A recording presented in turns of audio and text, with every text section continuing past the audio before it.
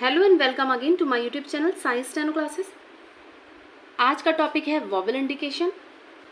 Students, आज के chapter में जो कुछ भी है उसमें से 90% आप प्रीवियस क्लासेस में पढ़ चुके हैं, बट ये एक चैप्टर है बुक में बीच में, सो मैं आपको टाइम वेस्ट ना करते हुए शॉर्ट में क्लियर करती हूँ। इस चैप्टर में क्या है कि वॉवेल को यूज़ किए बिना हम किसी वर्ड को कैसे कंप्लीट कर सकते हैं, किसी वर्ड में से किस वॉवेल को हम हटा सकते हैं, ओमिट कर सकते हैं, और किस वॉवेल को लगाना ज़रूरी है। ओके, सो स्टार्ट करते हैं। एग्जाम्पल से हम समझेंगे इसको।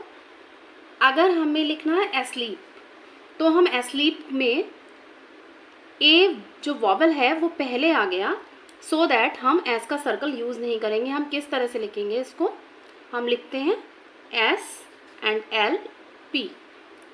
यहाँ पर हम वॉवेल लगाते हैं ए का और लीप। ओके, अब इसमें क्या है, लाइन से अबव हमने लिखा, मीन्स फर्स्ट प्लेस पर जब हमने इसको कर दिया है, तो अगर हम स्टार्टिंग का ए का वॉवेल नहीं लगाएंगे तो भी हम इसको समझेंगे, क्योंकि ये लाइन से अबव है तो हमें समझ में आएगा कि फर्स्ट प्लेस का वॉवेल पहले है, इसीलिए इसको हमने लाइन से अबव रखा है और फुल स्ट्रोक में लिखा है।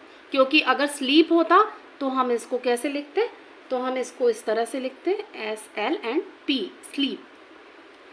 ओके, फिर से क्लियर करती हूँ मैं आपको।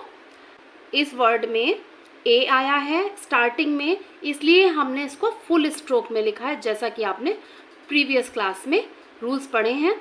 तो जब हमने इसको अबव द लाइन लिखा है, मीन्स ए के वॉवेल को बिना यूज़ किए ही हमें समझ में आएगा कि यहाँ पर फर्स्ट प्लेस का वॉवेल है, और कहाँ पर होगा, क्योंकि हमने फुल स्ट्रोक में बनाया है तो एस के पहले ही होगा। तो एस लीप इस तरह से रीड करेंगे। ओके, अगर है एज्यूम तो किस तरह बनाएंगे? एस बनाया ये और यूम। ओके, अब ए का जो वॉवेल है हमने नहीं इसमें अप्लाई किया।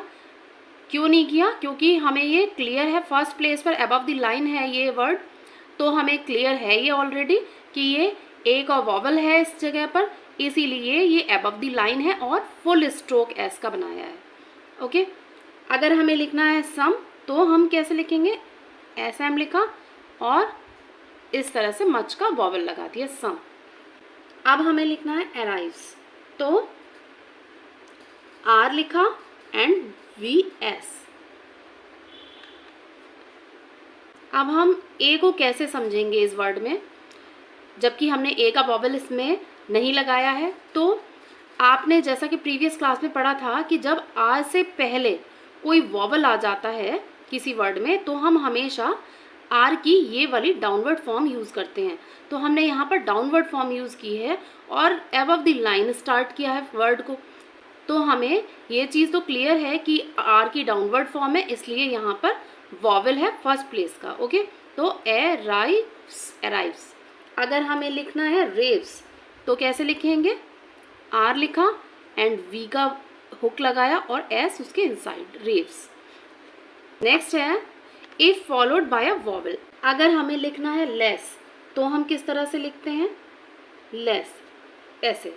बट अगर लेस ही आता है तो उस केस में हम क्या करते हैं कि एस का सर्कल तो लगाएंगे नहीं, एस के बाद में वॉवेल आ गया इसमें, तो क्या करेंगे? फुल स्ट्रोक बनाते हैं और वॉवेल को लगाया ई के, लेस। अब इस चीज़ को हम समझ सकते हैं कि फुल स्ट्रोक बनाया है। क्यों बनाया है?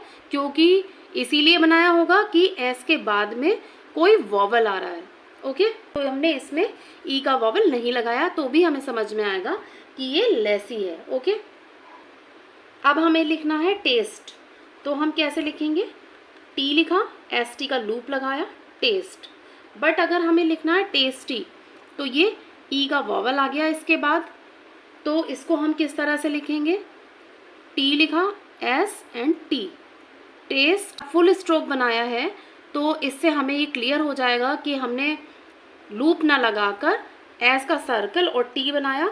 इट मीन्स टी के बाद में वॉवेल है, तो हम क्या रीड करेंगे? टेस्टी, अब टेस्ट टू या टेस्ट है ये तो रीड करेंगे नहीं, ये तो अकॉर्डिंग टू वर्ड हमें समझ में आएगा। ओके, तो अब हमें लिखना है पेन, तो हम लिखेंगे पी लिखा, एन का हुक लगाया पेन।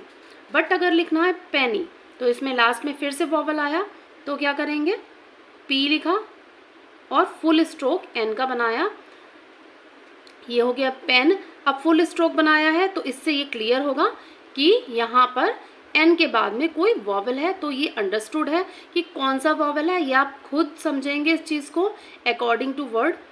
अब कैसे रीड करेंगे आप इसको, पी और फिर ई और एन और उसके बाद का जो वॉवल है वो अंडरस्टूड है कि कौन सा वॉवल आएगा। अब पेनू या पेने ये तो आएगा नहीं, तो पेनी एक वर्ड बन रहा है, तो आप इसको इस तरह से रीड करेंगे। ओके, सो आई होप कि आपको ये चैप्टर क्लियर हो गया होगा। इस चैप्टर में जैसा कि मैंने आपको बताया कि कुछ खास नहीं है, प्रीवियस क्लास में आप सब कुछ पढ़ ही चुके हैं। बस वॉवल्स को, कौन सा वॉवल आपको इम्पॉर्टेंट लग रहा है लगाना, इस चैप्टर के अकॉर्डिंग भी आप वॉवल को ओमिट कर सकते हैं, हटा सकते हैं, और अपने अकॉर्डिंग भी आप ओमिट कर सकते हैं वॉवल को कि कौन सा वॉवल आप हटाकर कंफर्टेबली रीड कर पाएंगे और कौन सा वॉवल आपको लगाना ज़रूरी है, और उसके अकॉर्डिंग भी आप इसको कंप्लीट कर सकते हैं। ओके, सो अच्छे से प्रैक्टिस कीजिए। इस चैप्टर के बाद में रिविजनरी एक्सरसाइज है बी, जिसको आपको कंप्लीट करना बहुत ज़रूरी है, क्योंकि जितने भी चैप्टर्स आपने अभी तक कंप्लीट किए हैं सभी का ये एक कंप्लीट पैकेज है। सो आप इसको ज़रूर कंप्लीट करें बहुत अच्छे से। अगर पॉसिबल हो तो किसी से डिक्टेट करवाएं, और अगर नहीं भी डिक्टेट करवा पा रहे हैं तो कोई प्रॉब्लम नहीं है, आप इसको ऐसे ही कंप्लीट कर सकते हैं। Okay, so good luck students, thank you so much.